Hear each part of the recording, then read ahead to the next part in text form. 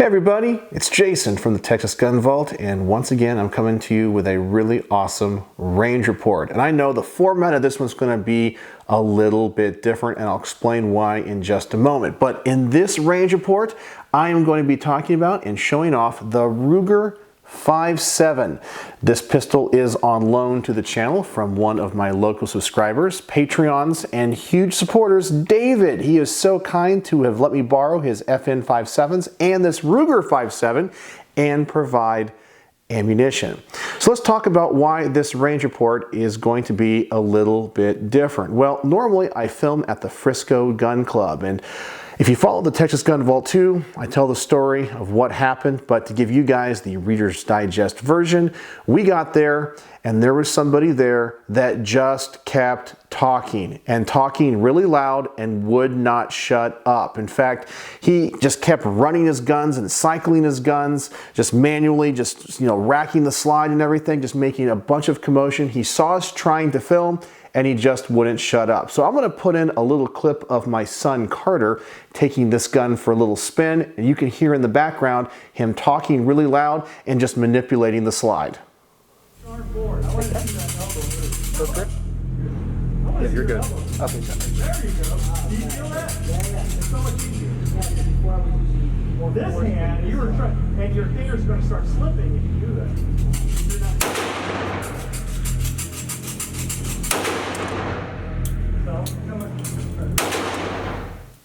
All right, so as you can see, that was not going to be an environment conducive to filming the typical range report. Now, he had as much right to be there as I did, and I wish I could have gone a little bit later, but I have to get this range report out because David wants these back to go on a shooting trip, I think somewhere in East Texas, he said. But anyway, I got to get these back to him, so I had to do the range report. So that is why this range report is a little bit different. So let's dive right into the first shot. So I'm going to give a little commentary between the video segments of where I'm shooting them and what I would normally say at the range. So the video you're about to see is me taking the very first shots with this gun. The ammunition that I'm using is going to be Federal American Eagle.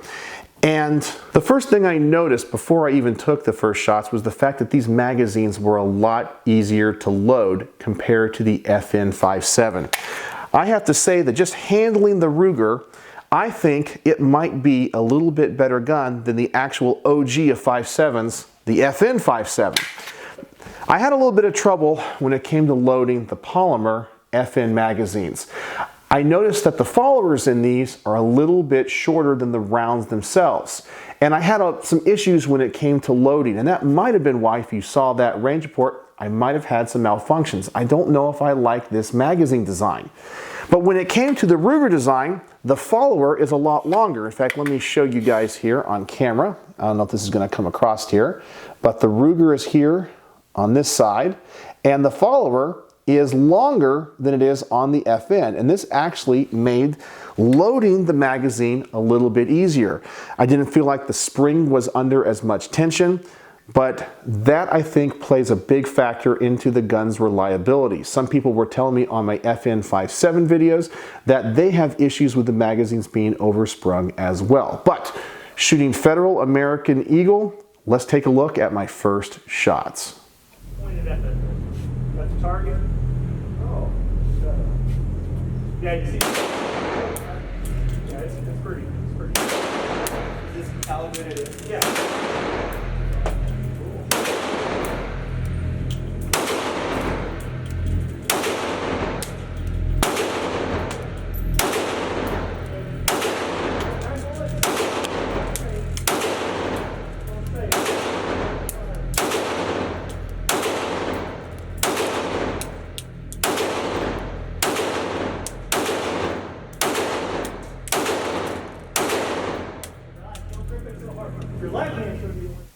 Okay, so after my first shots, a couple things I want to talk about is I really like the trigger on the Ruger better than I do the FN Five-seven. This feels a little bit more refined. I felt that the reset was a little bit more audible and tactile, and I felt like the take-up was a lot smoother.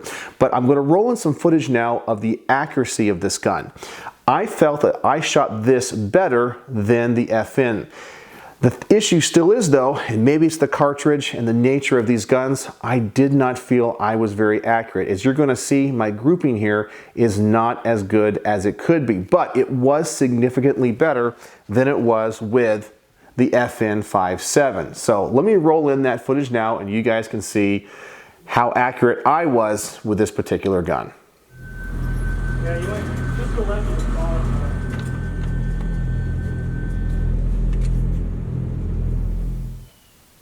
All right, so now that you guys are laughing at how bad of a shot I was with the Ruger, I want to talk about the main issue I had with the FN Five-seven that I just did a range report on, and that was its reliability. I'm actually going to put a link to that range report in the description below. You guys can go check it out. I had a lot of trouble with this. In fact, some people in the comment section said I was some type of Five-seven hater, and that's not the case. I even said, I want this gun. I want one of these for my collection. It's historically interesting. It's mechanically interesting.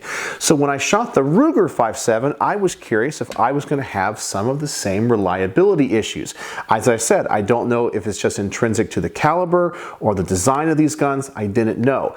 But when it came to reliability, I was extremely impressed with the Ruger. So unlike the FNs where I had quite a lot of issues, and as I mentioned in that range report, I think it was the magazines, this gun ran flawlessly. I didn't have a single hiccup, no failures to feed, no failures to fire, no failures to eject or extract or any of that. It ran fantastic. So the next footage I'm going to show you is going to be kind of a mix of ammo. I run 20 rounds.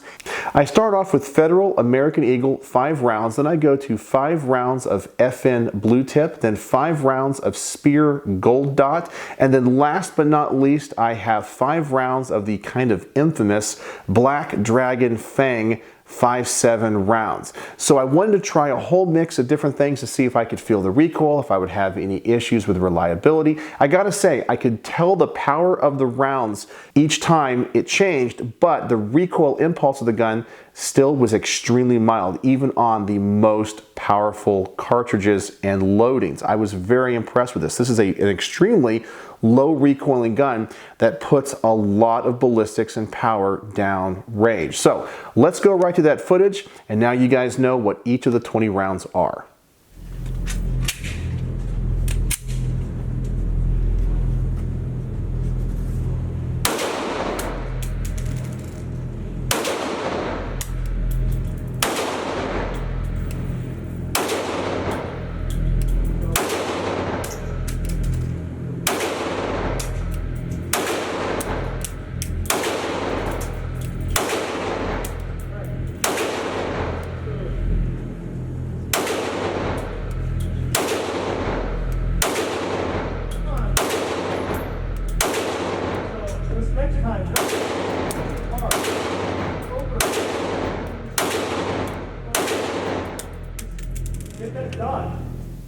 All right, so as you can see, the gun ran reliably, and now I'm going to give my wife a chance to shoot this. One of the benefits of being married to me and a Texas gun celebrity is that she gets to shoot a lot of these awesome firearms alongside me. And so she's kind of grown accustomed to having her own opinions of what she likes and doesn't like. So let's give her a shot and see what she thinks.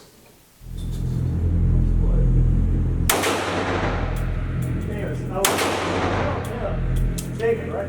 Mario. Mario.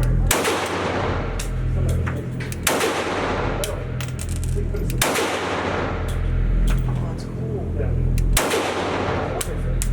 I have. So I got a short one. White reserve. I have a full one.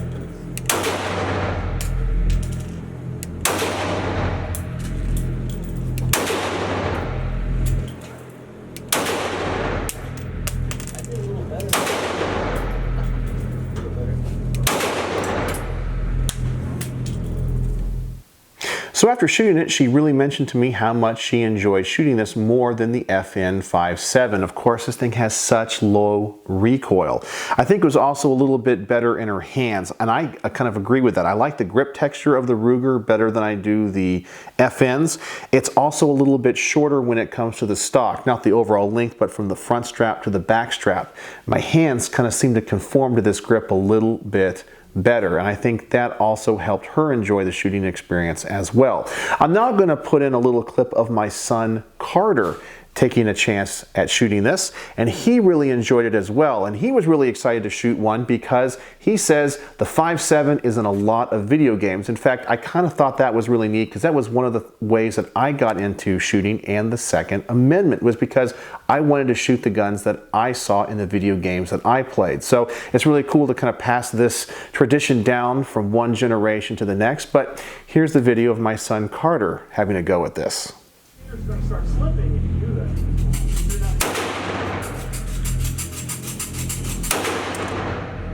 So, come on.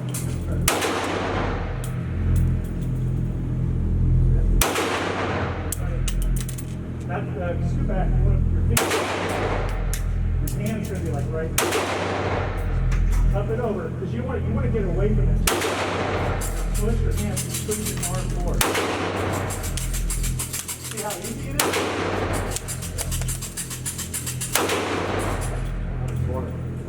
And this gun is really easy to rack. So, alright, so we're going to look in. We're going to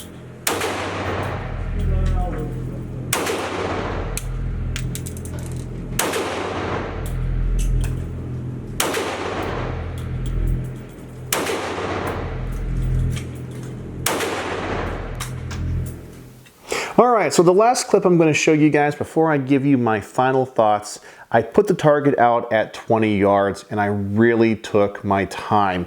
I wanted to see if I could improve my accuracy with this, especially at longer distances. Well, let's just say I was not as successful as I was hoping. I really did take my time. I felt that with this Vortex red dot that David has installed, I thought I'd do a lot better. For some reason, I am just all over the place. It's not that I'm consistently to the left or to the right or to the high or low. It's just kind of like a shotgun pattern. I would really have to spend a lot more time with these guns and this cartridge, I think, to really master it. I really do like the ballistics. I like the design of these things, and I love the low recoil.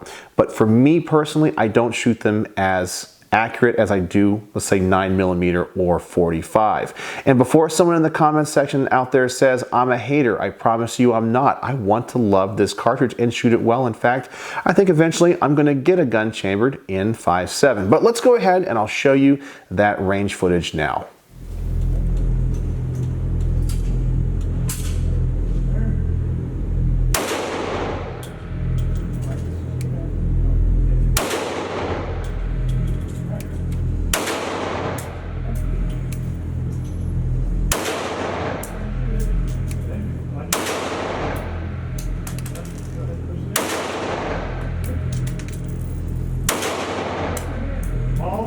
Always keep it like this. The gun's going to fly back. Fly back.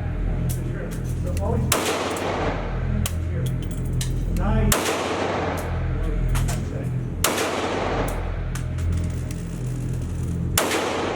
Three fingers. There you go.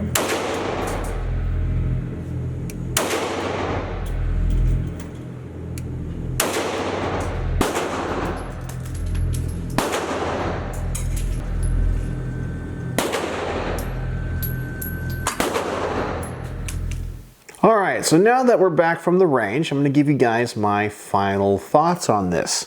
This was a gun that surprised me in many ways. Before I got to the range and did compare it to the FNs, which I was able to hold side by side like I do right now before I have to give these back to David. The first thing I noticed about the Ruger is that it seems to be constructed in a manner that I kind of like a little bit more. The slide is all metal, where on the FN it's polymer overmolded. This feels like a real gun. I also feel like the polymer on this Ruger is a little bit more solid. The grip texture feels a little bit more conducive to the type of shooting that I like to do. The trigger is definitely better. So I think from a construction standpoint, I like this gun a lot more than I do the FN, and I think in some ways it might be a better gun.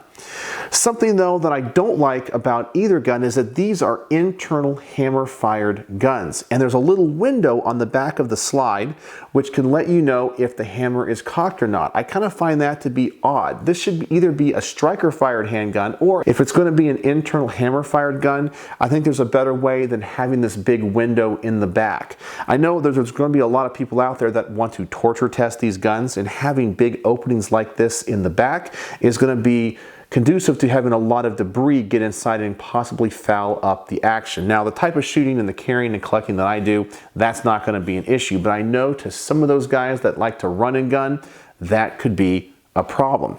Something else that Ruger does that I like is the more logical placement of the safety, which is right here. It's just like a 1911, where, as I talked about on the FN, you have to activate it with your shooting finger, depending if you're right-handed or left-handed. I think the manual of arms of this gun is a little bit nicer. I kind of feel like it fits my hand better. As I mentioned before, the front strap to the back strap distance is a little bit more narrow than it is on the FN. I kind of felt it was a little bit too wide. The grip texture is a lot more ergonomic. I think in general, if I was only going to own one of these guns and I really didn't care about the collectability or the history of them, I think I'd go with the Ruger over the FN. I think it's actually a better gun, and for me, I found it to be a lot more accurate and a lot more reliable. Now, I will say from a collector's standpoint, I still want one of these FNs, especially one in the all flat dark earth, just because I like the history of it, I like the cartridge, I like the fact that this is the OG of 5.7 pistols. It's just so interesting to me from a collector standpoint. But from a shooter standpoint, if I really wanted a pistol chambered in 5.7, I would definitely go with the Ruger. So there you go. That is my range report on the Ruger 5.7. Thank you so much, David, for letting me borrow this, get a chance to shoot this. And I guess one more thing I should say now that I see it here on camera. This is a very, very attractive pistol. I really like this gun. I really think it might look a little bit better than the FN. I like the front serrations, the back serrations, just the overall look of it. It seems to have a very low bore axis. It is just an extremely well built and feeling gun.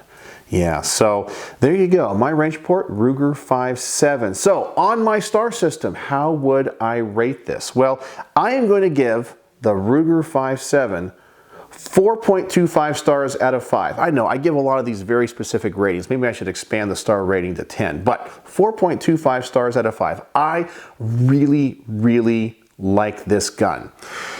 It doesn't exceed my expectations, and it still is a Ruger. Now, what I mean by that is, you guys know, and I will fully admit, I'm always going to be a little bit biased against Ruger for two reasons. Number one, I've always felt that they've been a little lazy. They always copy other manufacturers' designs. They use cast metal, and most importantly, in the past, Bill Ruger, the founder of the company, did support gun control. I know everyone says that's not the company Ruger is today. I totally get it. But I'm always going to be a little bit biased. But if I take all of that out of the equation, I really like the Ruger 5.7. And if I had the opportunity to get one for a good price, I don't think I would turn it down. So there you go. The Ruger 5.7. 4.25 stars out of 5. What a cool gun. Thank you, David, again. So let me know, do you guys own a Ruger 5.7? What do you guys think? Do you like it? Not like it? Do you have any issues with it? So let me know in the comment section below. And as always, thanks for watching.